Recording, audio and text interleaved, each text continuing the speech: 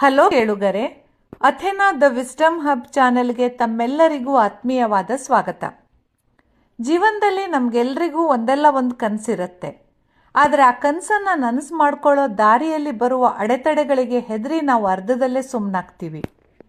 ಪೌಲೋ ಕೊಯೆಲೋ ಬರೆದ ಪ್ರಪಂಚದ ಶ್ರೇಷ್ಠ ಕಾದಂಬರಿಗಳಲ್ಲಿ ಒಂದಾಗಿರುವಂತಹ ದಿ ಆಲ್ಕೆಮಿಸ್ಟ್ ಇಂತಹ ಕನಸುಗಾರರಿಗೆ ಒಂದು ದಾರಿದೀಪವಾಗಿದೆ. ಈ ಪುಸ್ತಕ 80ಕ್ಕೂ ಹೆಚ್ಚು ಭಾಷೆಗಳಿಗೆ ಅನುವಾದಗೊಂಡಿದೆ. ಹಾಗೆಯೇ ಕೋಟ್ಯಾಂತರ ಪ್ರತಿಗಳು ಕೂಡ ಮಾರಾಟವಾಗಿದೆ. ಈ ಸಂಚಿಕೆಯಲ್ಲಿ ನಾವು ಈ ಅದ್ಭುತ ಕಥೆಯ ಹಿಂದಿರುವ ಆಳವಾದ ಜೀವನದ ಸಂದೇಶಗಳನ್ನು ತಿಳಿಯೋಣ.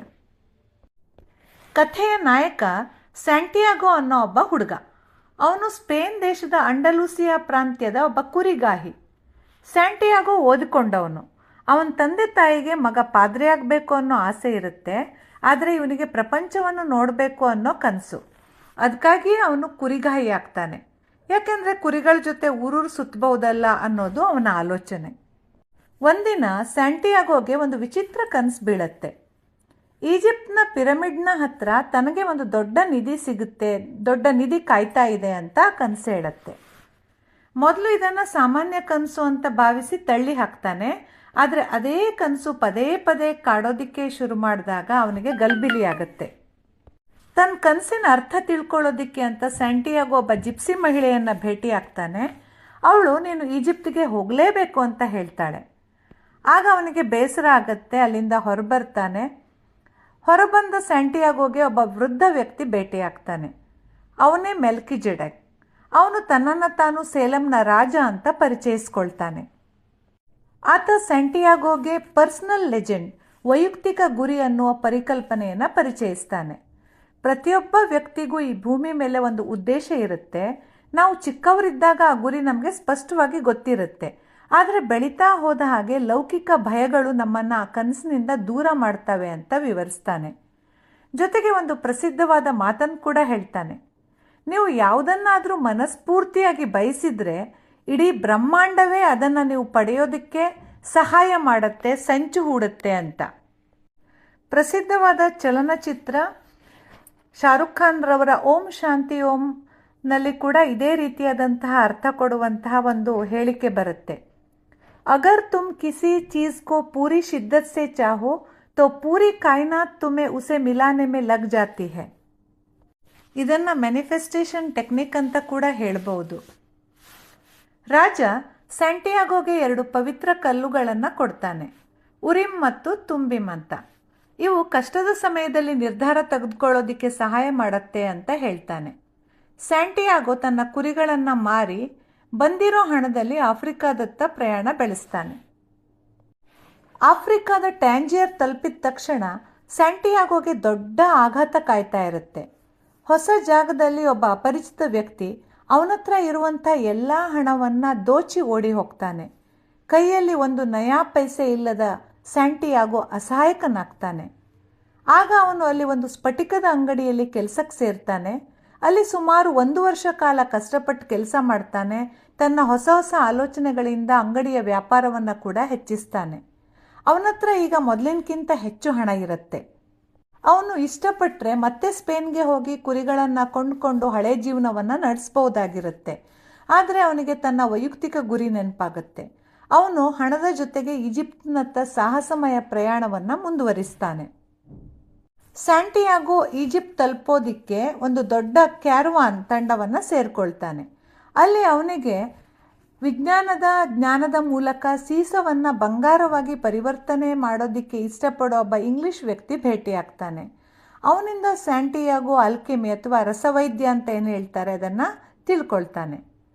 ಪ್ರಯಾಣದ ಮಧ್ಯೆ ಮರಳುಗಾಡಿನಲ್ಲಿ ಯುದ್ಧ ನಡೀತಾ ಇರೋದ್ರಿಂದ ಅವರು ಅಲ್ ಫಯೂಮ್ ಅನ್ನುವಂಥ ಒಯಾಸಿಸ್ನಲ್ಲಿ ಉಳ್ಕೊಳ್ಬೇಕಾಗತ್ತೆ. ಅಲ್ಲಿ ಸ್ಯಾಂಟಿಯಾಗೋ ಫಾತಿಮಾ ಅನ್ನುವಂಥ ಒಬ್ಬ ಸುಂದರ ಹುಡುಗಿಯನ್ನು ಕಂಡು ಅವಳ ಪ್ರೀತಿಯಲ್ಲಿ ಬೀಳ್ತಾನೆ. ಅವಳಿಗೋಸ್ಕರ ತನ್ನ ಪ್ರಯಾಣವನ್ನು ಅಲ್ಲೇ ನಿಲ್ಲಿಸೋದಕ್ಕೆ ಸಿದ್ಧನಾಗ್ತಾನೆ. ಆದರೆ ಫಾತಿಮಾ ಅವನಿಗೆ ಹೇಳ್ತಾಳೆ, ನಾನು ನಿನ್ನ ಕನಸಿನ ಜೀವನಕ್ಕೆ ಅಡ್ಡಿಯಾಗೋದಿಲ್ಲ, ನೀನು ನಿನ್ನ ಗುರಿಯನ್ನು ತಲುಪಿ ಬಾ, ನಾನು ಅಲ್ಲಿಯವರೆಗೂ ನಿನಗಾಗಿ ಕಾಯ್ತೀನಿ ಅಂತ.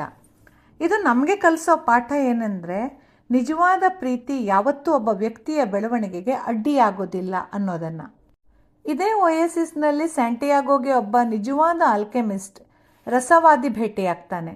ಆತ ಸ್ಯಾಂಟಿಯಾಗೋನಲ್ಲಿ ಇರುವಂಥ ವಿಶೇಷ ಶಕ್ತಿಯನ್ನು ಗುರುತಿಸ್ತಾನೆ.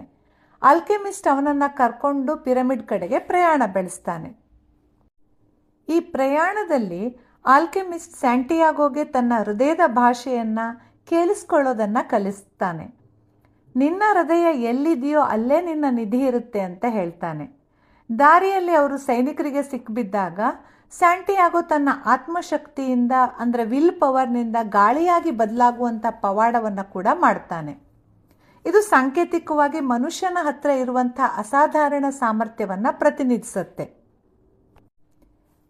ಕೊನೆಗೆ ಸ್ಯಾಂಟಿಯಾಗೋ ಪಿರಮಿಡ್ನ ತಲುಪ್ತಾನೆ.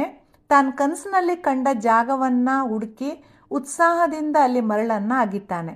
ಆದರೆ ಅಲ್ಲಿ ನಿಧಿ ಸಿಗೋದಿಲ್ಲ. ಅಷ್ಟರಲ್ಲಿ ಅಲ್ಲಿಗೆ ಕೆಲವು ದರೋಡೆಕೋರರು ಬರ್ತಾರೆ. ಸ್ಯಾಂಟಿಯಾಗೋನನ್ನು ಹಿಡಿದು ಹೊಡಿತಾರೆ ಮತ್ತು ಅವನತ್ರ ಇರುವಂಥ ಅಲ್ಪ ಸ್ವಲ್ಪ ಬಂಗಾರವನ್ನು ಕಿತ್ಕೊಳ್ತಾರೆ.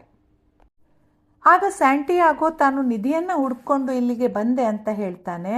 ಆ ದರೋಡೆಕೋರರಲ್ಲೊಬ್ಬ ನಗ್ತಾ ಹೇಳ್ತಾನೆ, ನನಗೂ ಕೂಡ ಒಂದು ಕನಸು ಬಿದ್ದಿತ್ತು. ಸ್ಪೇನ್ ದೇಶದ ಒಂದು ಹಳೆಯ ಚರ್ಚ್ನ ಪಕ್ಕದಲ್ಲಿರೋ ಮರದ ಕೆಳಗೆ ನಿಧಿ ಇದೆ ಅಂತ. ಆದರೆ ನಾನು ನಿನ್ನಂತೆ ಹುಚ್ಚನಲ್ಲ, ಆ ಕನಸನ್ನು ನಂಬಿ ಅಲ್ಲಿಗೆ ಹೋಗಲಿಲ್ಲ ಅಂತ.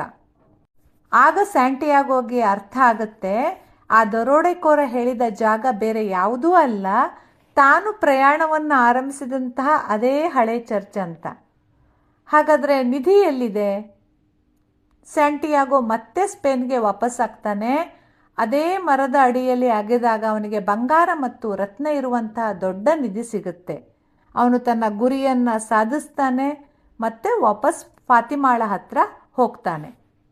ಹಾಗಾದರೆ ಈ ಕತೆ ಸಾರಾಂಶ ಏನು? ನಮಗೆ ಬೇಕಾಗಿರುವ ನಿಧಿ ಅಥವಾ ಸುಖ ನಮ್ಮ ಹತ್ತಿರನೇ ಇರಬಹುದು, ಆದರೆ ಅದನ್ನು ಕಂಡುಕೊಳ್ಳೋದಕ್ಕೆ ನಾವು ಅನುಭವದ ಪ್ರಯಾಣವನ್ನು ಮಾಡಲೇಬೇಕಾಗತ್ತೆ. ಸ್ಯಾಂಟಿಯಾಗೋ ಕೇವಲ ಬಂಗಾರವನ್ನು ಪಡೆದುಕೊಳ್ಳಲಿಲ್ಲ, ಅವನು ಭಾಷೆಗಳನ್ನು ಕಲಿತ, ಪ್ರೀತಿಯನ್ನು ಕಂಡುಕೊಂಡ, ಪ್ರಕೃತಿಯನ್ನು ಅರ್ಥ ಮಾಡಿಕೊಂಡ, ಎಲ್ಲಕ್ಕಿಂತ ಹೆಚ್ಚಾಗಿ ತನ್ನನ್ನು ತಾನು ತಿಳ್ಕೊಂಡ. ಪ್ರೀತಿಯ ಕೇಳುಗರೆ, ದಿ ಆಲ್ಕೆಮಿಸ್ಟ್ ಕಾದಂಬರಿಯಿಂದ ಜೀವನಕ್ಕೆ ಅನ್ವಯಿಸುವ 5 ಮುಖ್ಯ ಪಾಠಗಳು ಯಾವುದು ಅಂತ ನೋಡೋದಾದರೆ, ಮೊದಲನೇದಾಗಿ ಭಯವನ್ನು ಗೆಲ್ಲಿ. ಸೋಲಿನ ಭಯವೇ ನಮ್ಮ ಪ್ರಗತಿಗೆ ದೊಡ್ಡ ಶತ್ರುವಾಗಿರುತ್ತೆ. ಹಾಗಾಗಿ ಭಯವನ್ನು ಮೆಟ್ಟಿ ನಿಲ್ಲಿ. ಎರಡನೇದಾಗಿ ಕನಸನ್ನು ನಂಬಿ. ನಿಮ್ಮ ಮೇಲೆ ನಿಮಗೆ ನಂಬಿಕೆ ಇದ್ದರೆ ಇಡೀ ಬ್ರಹ್ಮಾಂಡ ನಿಮಗೆ ಸಹಾಯ ಮಾಡುತ್ತೆ. ಮೂರನೇದಾಗಿ ಪ್ರಯಾಣದ ಸುಖ. ಗುರಿಗಿಂತಲೂ ಆ ಗುರಿಯನ್ನು ತಲುಪುವ ದಾರಿ ನಮಗೆ ಹೆಚ್ಚು ಪಾಠವನ್ನು ಕಲಿಸ್ಕೊಡತ್ತೆ. ನಾಲ್ಕನೇದಾಗಿ ವರ್ತಮಾನದಲ್ಲಿ ಬದುಕಿ. ಭೂತಕಾಲದ ಅಥವಾ ಭವಿಷ್ಯದ ಚಿಂತೆಯ ಬದಲಿಗೆ ಈ ಕ್ಷಣವನ್ನು ಆನಂದಿಸಿ. ಕೊನೆಯದಾಗಿ ಸಂಕೇತಗಳನ್ನು ಗಮನಿಸಿ. ದೇವರು ಅಥವಾ ಪ್ರಕೃತಿ ನಮಗೆ ಸದಾ ದಾರಿ ತೋರಿಸ್ತಾ ಇರುತ್ತೆ. ಅದನ್ನು ಅರ್ಥೈಸ್ಕೊಳ್ಳುವಂತಹ ತಾಳ್ಮೆ ನಮಗೆ ಇರಬೇಕಷ್ಟೆ. ಸ್ನೇಹಿತರೆ, ದ ಆಲ್ಕೆಮಿಸ್ಟ್ ಕೇವಲ ಒಂದು ಕಾದಂಬರಿಯಲ್ಲ, ಇದು ಪ್ರತಿಯೊಬ್ಬ ಕನಸುಗಾರನ ಆತ್ಮಚರಿತ್ರೆ. ನಿಮ್ಮ ವೈಯಕ್ತಿಕ ಗುರಿ, ಪರ್ಸನಲ್ ಲೆಜೆಂಡ್ ಯಾವುದು ಅಂತ ಕಮೆಂಟಲ್ಲಿ ತಿಳಿಸಿ. ಈ ವಿಡಿಯೋ ಇಷ್ಟವಾಗಿದ್ದರೆ ಲೈಕ್ ಮಾಡಿ ಮತ್ತು ನಿಮ್ಮ ಸ್ನೇಹಿತರ ಜೊತೆಗೆ ಶೇರ್ ಮಾಡಿ. ಚಾನೆಲನ್ನು ಸಬ್ಸ್ಕ್ರೈಬ್ ಮಾಡಿ. ಮುಂದಿನ ಸಂಚಿಕೆಯಲ್ಲಿ ಮತ್ತೆ ಸಿಗೋಣ. ಅಲ್ಲಿಯವರೆಗೂ ಧನ್ಯವಾದಗಳು.